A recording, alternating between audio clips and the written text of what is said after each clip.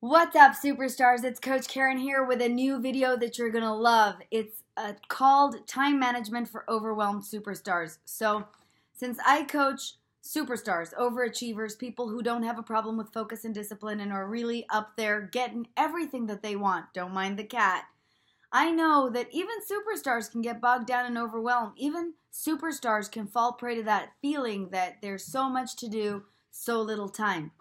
So, here's the deal. Nobody has more than 24 hours in one day. Whether you're a small business owner or you're rocking out at the very, very tippy top of your executive platform, I know that if you want to, you can freak out about this. I also know that you can run the show a little bit more efficiently, that your days can help you really blow your mind in terms of productivity, and that your friends can end up in a place where they're asking you, how the heck did you do that? If you would rather have the latter rather than the former, please do join me on a very quick assessment and review of the top 7 steps that will get you to time management heaven. And they are, number 1, focus. Focus means that you're aware of your number 1 goal. Everybody has one. If you're going for career success this year, that is your primary goal, that is what you focus on, which means that the first thing that gets done every single day, the first 2 or 3 hours of your day, in my case 4, are dedicated to that and that alone. Now, nobody, and I don't care who you are, has more than 2 goals in any given year, let alone in a given month or a given day. That doesn't mean that we don't tend to the other departments of our life. We do, and I'm about to show you how. But you know that one thing that's going to make a big difference in your life. You know what you're really going for to stratospherically put you ahead. And if the first thing that you do in the morning to which you dedicate the most time is not that, you're doing it wrong. So focus. Number 2 is related, and that's putting first things first. That's really starting to understand that if you have a focal point, you must prioritize. And that means it gets done first. It also means that around the scheme of that, you understand that not all things matter equally. As I like to say, not ordering Dixie cups for your office is certainly not as important as doing your P&L budget or really hiring the right person who's going to skyrocket your success. At the end of the day, understand how to prioritize and work within those confines. Number 3, for the rest, chunk it down.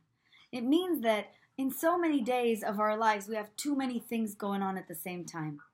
When you start thinking about them as a big, added, compounded thing, it's very overwhelming and it's extremely stressful.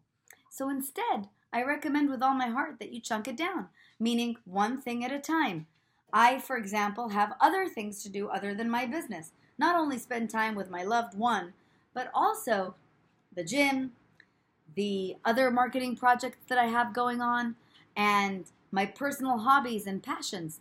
And those are chunked down into 1-hour increments after I have finished doing the coaching work, which is so significant to me. Any superstar that you review works this way, by the way. I have reviewed many coaches and writers because, of course, that's what I do. But Stephen King, Woody Allen, they work in 4 chunks a day, and then they allocate 1 hour to the family, 1 hour to the Red Sox, 1 hour to this, and so on and so forth, to replying to emails, to meeting with their agents, and so on. All the stuff that we need to get done does get done, but it gets done within that framework. And only after that which really matters, really puts them ahead, really makes them prolific, gets done.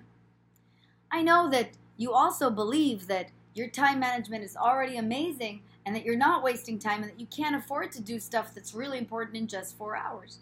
But let's get real here. According to Deloitte & Touche's latest productivity status, the American worker spends about 2 hours a day on social media and about 25% of their time answering emails. That is not an efficient use of time. And even if you're at 50% of these numbers, you're still expending an enormous amount of time. In a given average workday of 8 hours, not including your lunch break, that means that you're spending 50% of your time on tasks that are simply non-essential and just interfering. If you get that out of the way, you'll be a lot more efficient and you'll move smoothly through the rest. The 4th tip is don't multitask. Maybe you've heard me say this before, but it begs repeating that multitasking is a term that was created not for humans, but for computers. You're not a computer. You're a human being. And the second you distract yourself from that which really deserves your attention, you're splitting your focus. And when you split your focus, you don't do a good job. So why do it? From now on, put the blinders on. You too, Mom. I know that the mommy is very important. I know that you keep getting pulled in a million different directions and into meetings. Just say no. And I understand that that cannot happen all the time. But if this is your rule, I don't multitask, I'm putting my blinders on, I'm getting it done, you'll see that it will be the exception when you are interrupted versus the rule. I also want to say that the fifth tip is very closely related to this, and that is stop working on your weaknesses. Many coaches will teach you to work on your weaknesses until they become your strengths, but I'm asking you, take many things off your plate. Take a look at the stuff that you do every single day.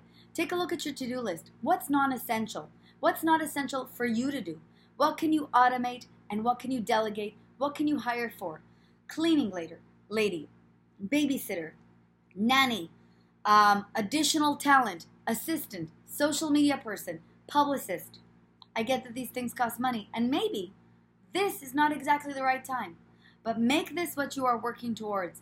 Find the automated tools that will make your life easier and stop working on stuff you don't like.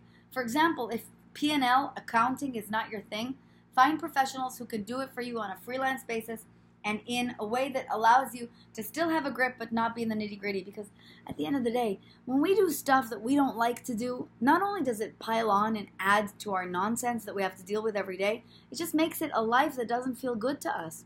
It's indentured servitude. You didn't come here for that. You came here for an awesome life, so I want you to have that right now.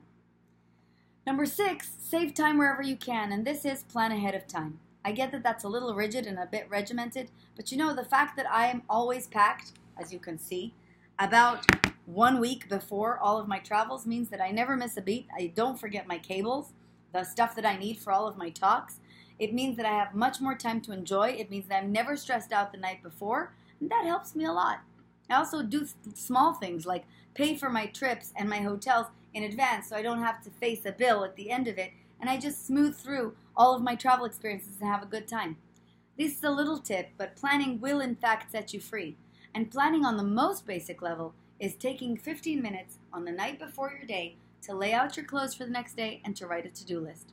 That will almost always guarantee that you have your priority budgeted into your timesheet first and you chunked out your time, and it'll make your days a lot smoother. For more on this, there's a free video on how to write the ultimate to-do list that you can find right here on this channel. And finally, 7, take good care of you. Here's what I tell all my clients. You are useless to anyone unless you take care of yourself. It is not selfish. It is selfless to take good care of yourself. And until you understand that you are here to eat delicious meals, to sleep properly, to exercise, to gratitude journal, to meditate, to replenish yourself, to give yourself energy, you have no energy to expend. You'll just become burnt out and even more overwhelmed. A mind that is rested is a mind that is high functioning. And that is also one that is less tolerant of time-wasting activities and of overwhelm in general. And that's where I want you to be. I hope you found these 7 tips very helpful. Now get back out there and live with enthusiasm. Thank you again for being here. I'll see you next time.